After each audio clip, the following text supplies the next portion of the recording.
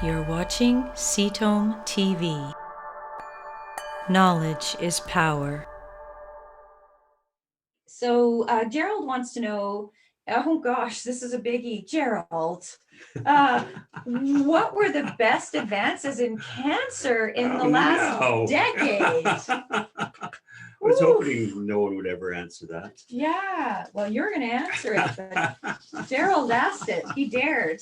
Okay, so Gerald, just to reiterate, wants to know, what were the best advances in cancer in the 2010 decade? 2010, okay. Well, I would say DNA sequencing. Sure. When I went to do my graduate studies in 2009, the big talk was the $1,000 genome. And there's this project to sequence a genome for $1,000. Right. And, we just thought, when's that gonna, when that happens, that's gonna be great, right. Wonderful, the stuff we can do with that, yes. And then so as a consequence, at the time, it was probably about $10,000, $15,000 to sequence a genome on the research level. Mm-hmm. We're not talking about a private application to treatment. There wouldn't have been. This is just basic research where there's not a lot of there's a lot of costs spared.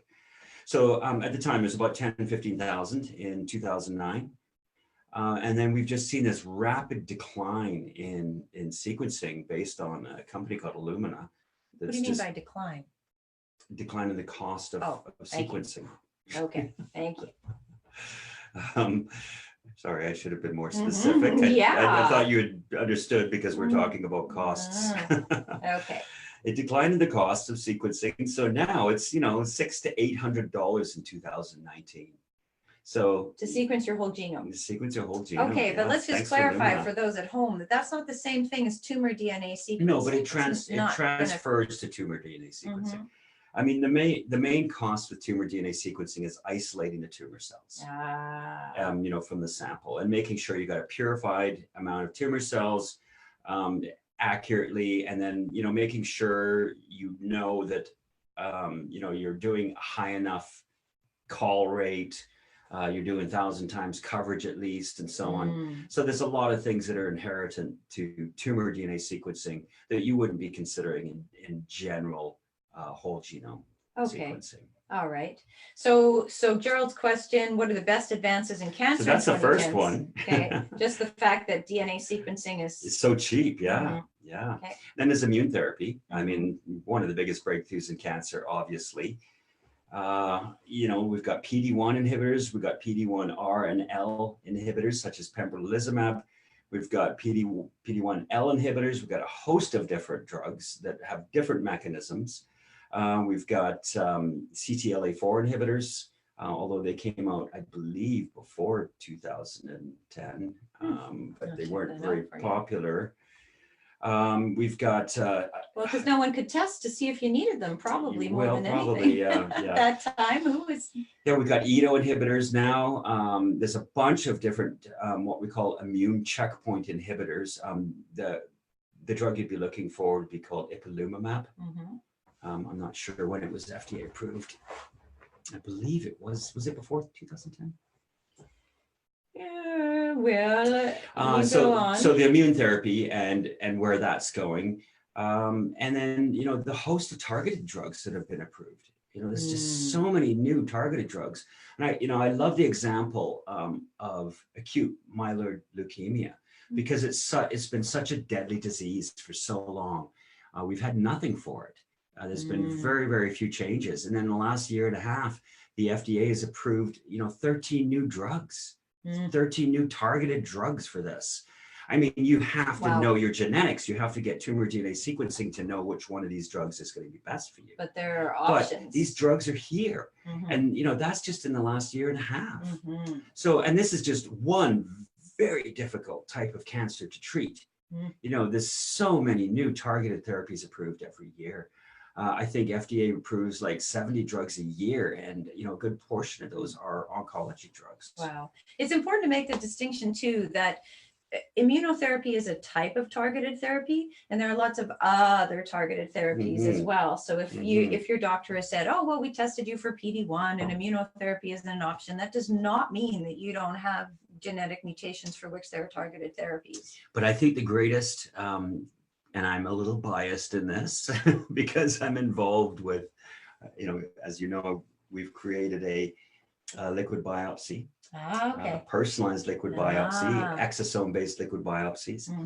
I think the discovery of exosomes and exosome-based liquid biopsy, in my personal slanted opinion here, is the greatest discovery. Okay. Well, and I think this is going to change cancer treatment. It allows you to quantify the amount of the driving mutation in real time. In other words, you have all these mutations. There's going to be a certain percentage of cells that are being driven by a specific mutation, and that's going to change. That's going to change in response to the treatment. It's going to change in response to metastasis.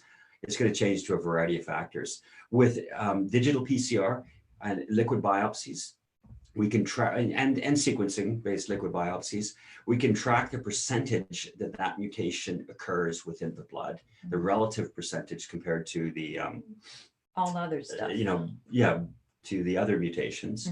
And we can say, hey, well, your cancer was being caused by this, KRAS G12D mutation. Now it's actually being, pushed by this other secondary mutation.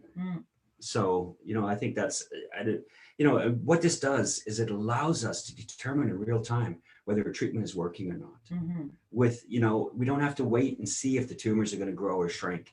We know right away. And it also allows us to detect recurrence literally, up to a year or two before we see any visible tumors. Because as you know, even a PET CT can only see a tumor that's half a centimeter or bigger. So it allows you, these liquid biopsies allow you to tell how much of the cancer causing mutation is in your blood. Exactly. And so if your treatment is working, you're going to be seeing those numbers come down within the first few weeks, and you're going to know with confidence that your treatment is working. If there's none of that mutation in your blood, then you know your cancer is gone, at least for now. Yeah. And as you say, you can catch it really early if you keep an eye on it and just keep monitoring regularly. Yeah. Okay. So Alex's top picks for the 2010 decade: DNA sequencing, immunotherapy, and exosome-based liquid biopsies are the greatest advancements that you've seen make an actionable difference to the people with cancer. Totally. Yeah, absolutely. All right. Thank you for that. Thank you for watching Cetome TV. Subscribe below and stay informed.